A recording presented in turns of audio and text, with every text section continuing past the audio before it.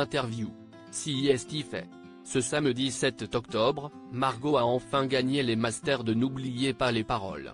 Ainsi, la lauréate de l'édition 2023 réalise un triple record dans l'émission animée par Nagui. La maestro revient sur son exploit et son rapport à ce jeu, qui a changé sa vie.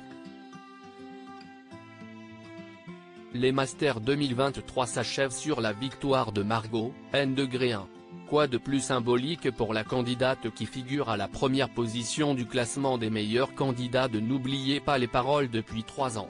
La Bretonne âgée de 27 ans a battu Christopher, N-10, en demi-finale, puis Jérémy, N-11, lors du dernier acte de la compétition annuelle diffusée, ce samedi 7 octobre, en prime time sur France 2. Avec ce sacre, la championne décroche un nouveau record, très difficile à battre. La plus grande maestro revient sur cet exploit, son rapport au jeu qui a changé sa vie, nous parle de l'association à laquelle elle a reversé une partie de ses gains, et évoque ses projets musicaux. Margot se confie sur sa victoire au Master 2023 de N'oubliez pas les paroles. J'étais un peu spectatrice de ma propre finale télé-loisirs, voilà 3 ans que vous êtes la numéro 1 dans le jeu, mais le trophée des Masters est le seul qui manquait à votre palmarès.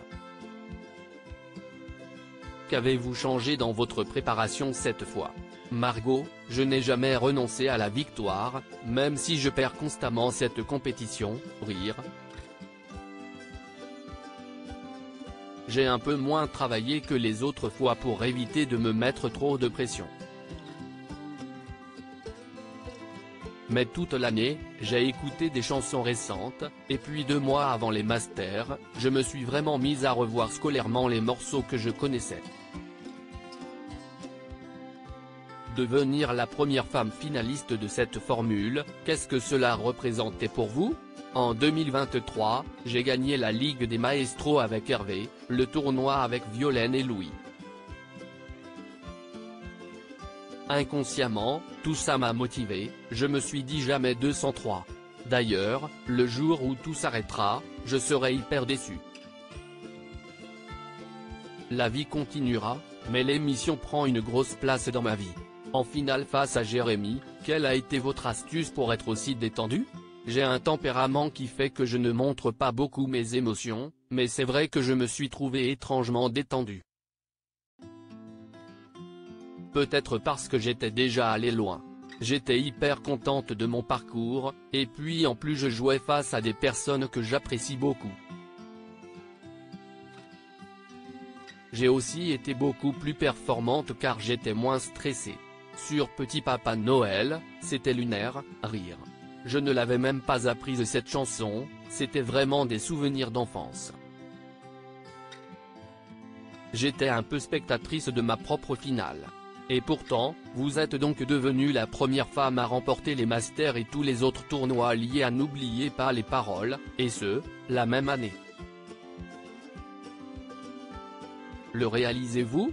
C'est ce que Nagui m'a dit dans les loges, après l'émission. Il m'a dit, ça aura été ton année. J'ai eu du mal à le réaliser, je le réalise vraiment maintenant que c'est diffusé.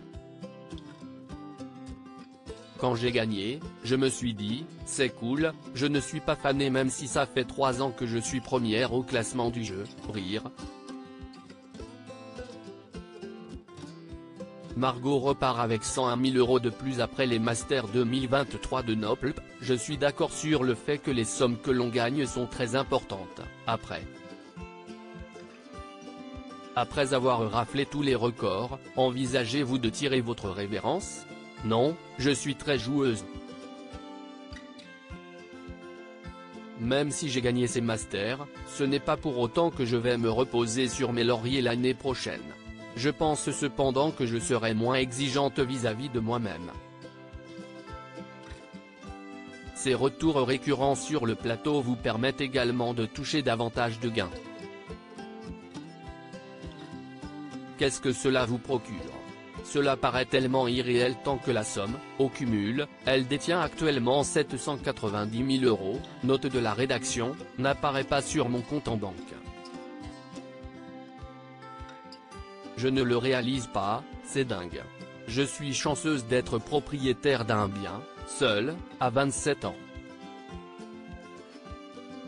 Je suis très reconnaissante, et je vais me servir de ces sous à bon escient. Vous prévoyez d'ailleurs de faire un usage caritatif des 20 000 € gagnés lors de la dernière finale, et vous en étiez tout ému. Pourquoi ? Sur ces 101 000 € remportés cette année, j'en ai donné 20 000 à une association qui s'appelle Beya Rasla. Elle lutte contre la maladie de Charcot. C'est ma sœur qui m'a parlé de cette association, qui a été créée par l'une de ses connaissances, et je me suis renseigné sur cette maladie. Ça m'a beaucoup touché. Quant au reste de l'argent, ça ne fait pas trop rêver, mais je pense que je vais les mettre de côté, quitte à les investir dans la pierre. Que pensez-vous des critiques sur les sous supplémentaires que vous remportez annuellement ? Je suis d'accord sur le fait que les sommes que l'on gagne sont très importantes. Après, ce n'est pas moi non plus qui crée les règles. Aujourd'hui, les remarques, j'y fais plus trop attention. J'ai mis du temps, mais je peux officiellement dire qu'elles ne m'atteignent plus. Le jeu s'est transformé, voire professionnalisé, après votre passage. En avez-vous conscience ? Il ne faut pas non plus se reposer sur ça, car être tout le temps sur un plateau, ce n'est pas la vraie vie. La plupart des maestros ont un métier à côté. Je pense qu'il ne faut pas prendre notre statut pour acquis. J'ai, certes, arrêté de travailler pendant 1 an. Mais à un moment, le quotidien nous rattrape. Avez-vous des projets ? J'aimerais continuer de développer mon groupe, Désaccord. On a déjà fait quelques dates. Parallèlement, je voudrais monter un duo ou trio 100% féminin, car je trouve qu'il y en a peu en France.